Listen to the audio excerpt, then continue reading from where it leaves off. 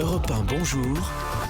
Le journal des sports. Après le journal d'Hélène Zélani, l'actualité sportive avec Jérôme Lacroix. Bonjour Jérôme. Bonjour Samuel, bonjour à tous. À la une ce matin, des langues qui se délient. Sur le thème du dopage dans le monde du sport, avec en ce moment ce groupe de hackers russes qui agitent le haut niveau. Ces informaticiens qui ont infiltré une base de données confidentielle de l'Agence mondiale antidopage, des dossiers médicaux de sportifs sur lesquels apparaissent, c'est vrai, des substances illicites dopantes, mais autorisées par les autorités. Elles correspondent à la prise de médicaments pour l'asthme, les allergies par exemple. C'est ce qu'on appelle les AUT, autorisations à usage thérapeutique. Mais pour certains, la frontière avec le dopage est mince. Martin Fourcade, le champion de biathlon. On voit que tous ces sportifs qui prennent des AUT, certains pour des vraies maladies, d'autres pour blanchir des cases. Donc voilà, c'est un peu dommage et voilà, c'est encore un sujet récurrent. Donc voilà, je suis juste un peu déçu de voir que le temps avance et que les affaires sortent et que finalement, nous, on n'en sort pas grandi. Martin Fourcade au micro-Europe 1 de Corinne Boulou et Alexis Pinturo, le champion de ski, est lui-même allé jusqu'à dire hier les AUT, c'est proche du dopage. Jérôme, quel est le mot sport du jour? Novice, 2 petits nouveaux en équipe de France de foot pour les 2 prochaines échéances, la Bulgarie et aux Pays-Bas vendredi et lundi prochain en éliminatoire du prochain mondial.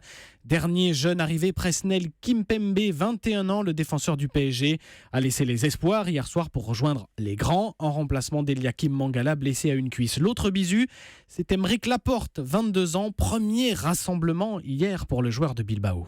C'est quelque chose de très important pour la vie d'un joueur. C'est quelque chose que tu rêves depuis tout petit, que tu regardes de loin quand tu n'y es pas. Après, voilà, quand tu y es, il faut se mettre dans le bain très vite. Et voilà, aujourd'hui, je suis très heureux de pouvoir être ici. Des propos recueillis par Julien Froment pour Europe 1. Et quelle est votre histoire du jour? Celle de ces rugbymen prêts à tout pour ne pas disputer la 4e journée de top 14 à la date prévue, même à faire la grève, ce qui serait une grande première. Alors quel est le problème avec cette journée ?